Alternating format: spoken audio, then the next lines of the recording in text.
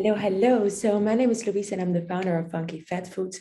And with Funky Fat Foods, we make snacks that are always high in healthy fats and without any sugar or artificial sweeteners, ingredients that our body just doesn't need. Actually, things that are super good for you. And today I'm very excited because I'm going to interview Noraldin. And Noraldin is not only a chef, but he's also a personal trainer. Plus, on top of that, he is the founder of SWEETMOOD.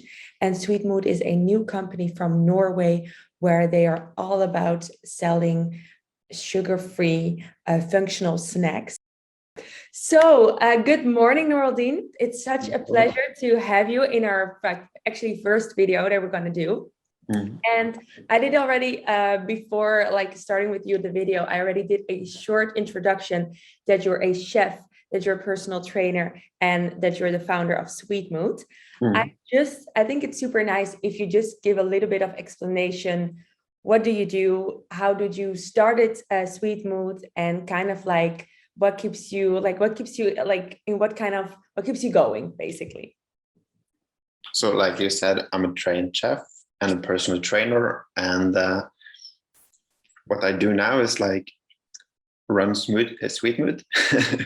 So I started SWEETMOOD because it was so difficult to find honest products that was healthy and functional. So it was just the idea some years ago, and just have been there. And actually, when I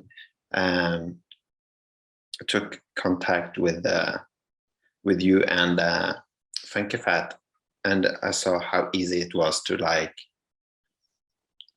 connect with companies, I was like, okay, then we get started. And from there, the ball just went running. Yeah. From there, yeah. So you were saying it was difficult for you to find functional snacks. Is that just because in Norway people are less focused on good nutrition? Is it not that common to kind of eat sugar-free, to focus more on functional things? I think that sugar-free things have a bad repetition because the sugar, every sugar-free product is it's kind of new thing.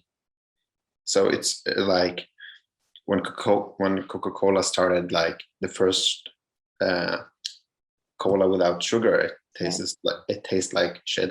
So it took them a bit of time to make it taste good for people.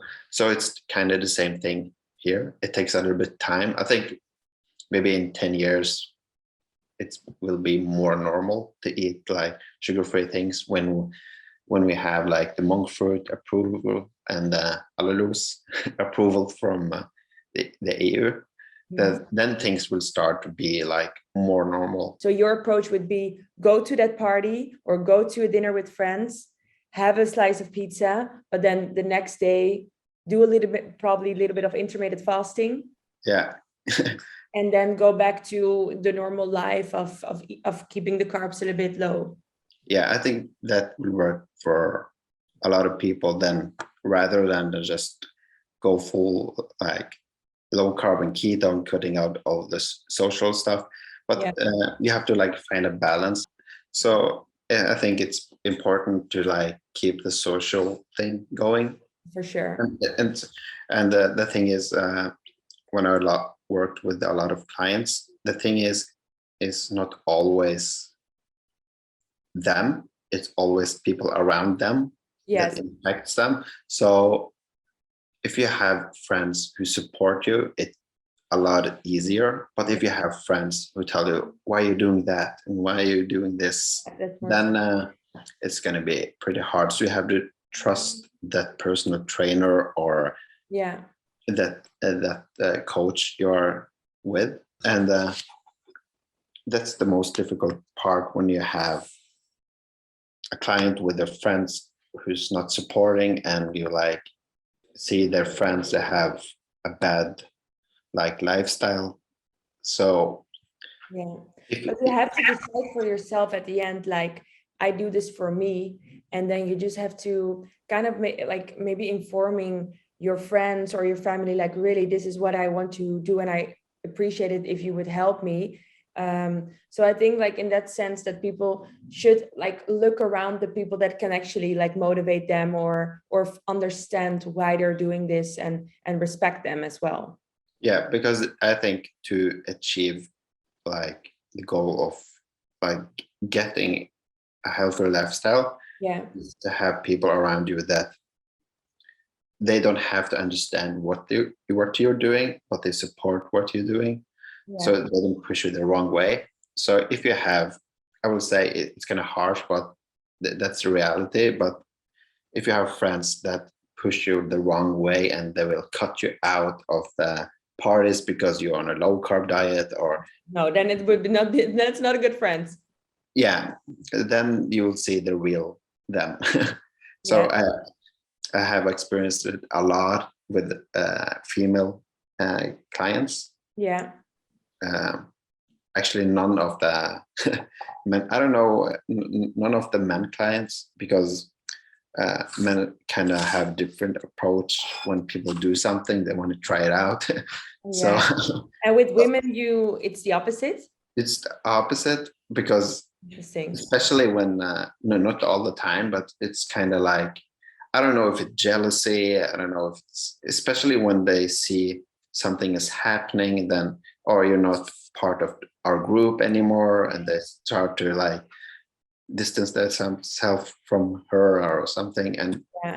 it really like hurts mentally. Luckily, we have, in that sense, we have now, which is a good thing from Instagram and stuff like that, that you have more than like you can, if you're starting a low carb or a healthier approach lifestyle, there are so many like groups or platforms or like really to find a community that fits your lifestyle. And that's so good now that we're having this, that we're living in a time where we have this, that you don't feel alone in the world. Like, I can imagine that if your whole family is eating only carbs a day, like so many carbs, and doesn't see it or doesn't understand your different approach, then it's good to at least that you can find your community and the motivation on, I don't know, like Instagram or Facebook groups.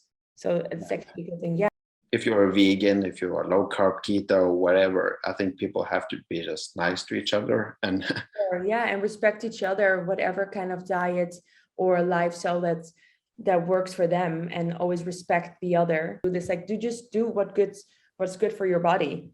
yeah, so that's why I work only with clients that I can see they're willing to like do what's best for them. Yeah.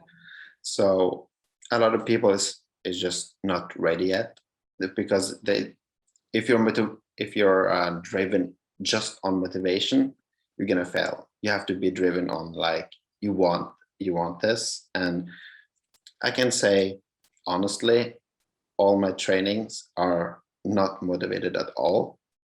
It's a lot of my training when I go to the gym. I don't want to go to the gym, but when I get started, then Eating. it's going. Yeah.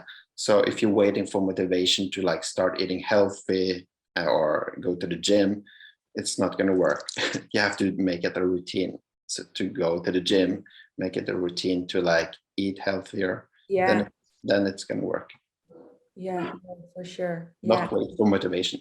Yeah. So what about like, it's a like final question, but where can people find you? Like, where, like, if people want to get more motivation? On Instagram, I'm called Fitness Chef Nia. So I have a lot of the search.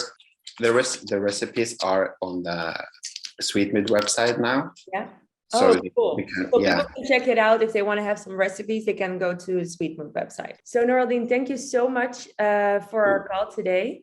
I wish you a beautiful Sunday, and we talk soon. Yes. Have a Bye. good day. Bye-bye. Thank you.